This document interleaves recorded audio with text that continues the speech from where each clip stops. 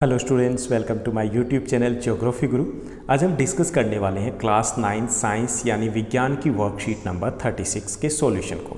जैसा कि आप सभी को पता है कि हम साइंस के केवल सॉल्यूशन लेकर के आते हैं, तो ये छोटा सा वीडियो रहेगा, केवल 2 मिनट का वीडियो रहेगा जिसमें हम सॉल्यूशन है वो डिस्कस करेंगे।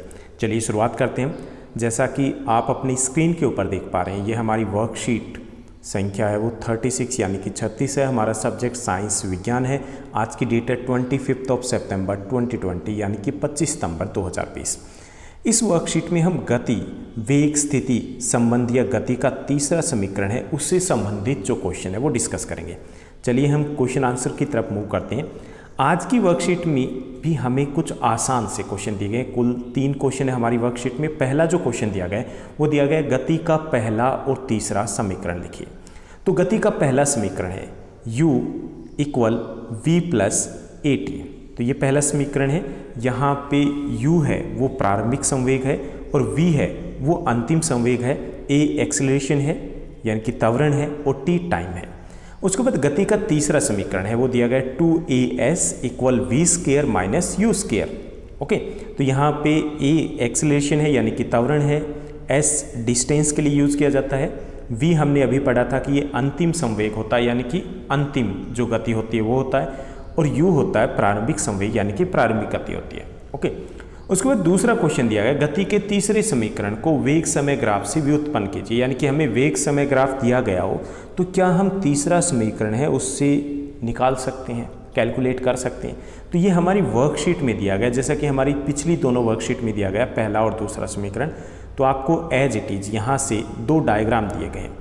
ये दोनों डायग्राम आपको अपनी नोटबुक में जहाँ पर आप वर्कशीट कर रहे हो वहाँ पर इनको बनाने हैं। ओके, उसके बाद यहाँ पर बताया गया कि कैसे हम 4 स्टेप में, पहला, दूसरा और तीसरा और चौथा स्टेप दिया गया, इन स्टेप्स में कैसे हम यहाँ से इन डायग्राम की सहायता से तीसरा समीकरण है वो कैलकुलेट कर सकते हैं।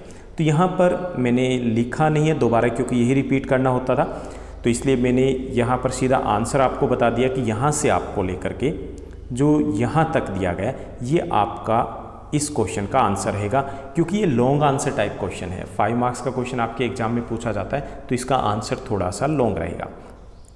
उसके बाद तीसरा जो क्वेश्चन दिया गया जो कि न्यूमेरिकल हमें दिया गया, इसमें हमें दिया गया कि कोई कार है वो विरामावस्था से चलना प्रारंभ करती है। यानी कि आपके घर के बाहर कोई गाड़ी खड़ी है तो वो रुकी हुई है ना, तो ये भी विराम अवस्था में, तो वहाँ से चलना शुरू करती है और 5 मिनट में 10 मीटर प्रति सेकंड की गति प्राप्त कर लेती है। यानी कि प्रारंभिक संवेग क्या है वो है 0 और अंतिम क्या है 10 मीटर प्रति सेकंड, और कितना समय दिए गए 5 मिनट।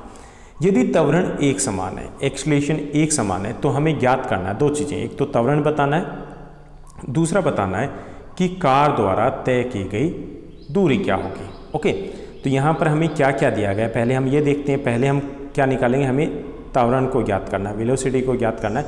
तो यहाँ पे हमें दिया गया समय, जो समय दिया गया है t वो है 5 मिनट। अब इसको किस में कन्वर्ट करना है, हमें सेकंड में कन्वर्ट करना है। 60/5 यानी कि 1 मिनट में 60 सेकंड होते हैं, तो ये हो गए 300 सेकंड समय हो गया। कार का प्रारंभिक संवेग है वो है 0 क्योंकि 0 से शुरू हुई है, और अंतिम संवेग है वो 10 मीटर प्रति सेकंड है। ओके, v हमें मिल गया। अब हम गति का दूसरा समीकरण है वो प्रयोग करेंगे। वो समीकरण क्या है, v equal u plus a t.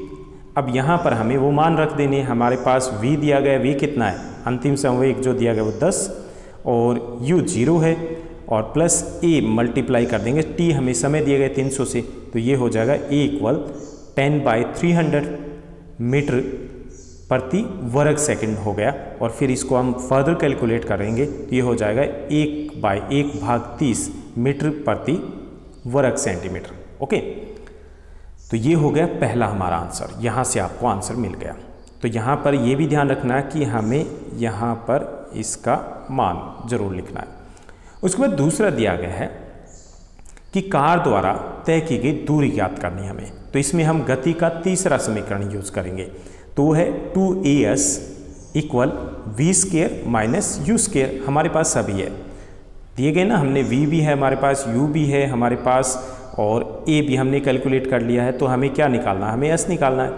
तो हमें 2 जो फॉर्मूला क्या है 2as equal v square minus you square, तो 2 से मल्टीप्लाई करेंगे 1/30 1/30 क्योंकि ये हमारा s है, और मल्टीप्लाई बाय जो क्योंकि ये हमारा a है, और मल्टीप्लाई बाय s क्योंकि s हमें निकालना है। और यहाँ पर v स्केयर है, 10 है ना v, तो 10 को स्केयर करेंगे, और u क्या है 0 है, हमारा प्रारंभिक गति क्या है 0 है, तो 0 को स्केयर करेंगे।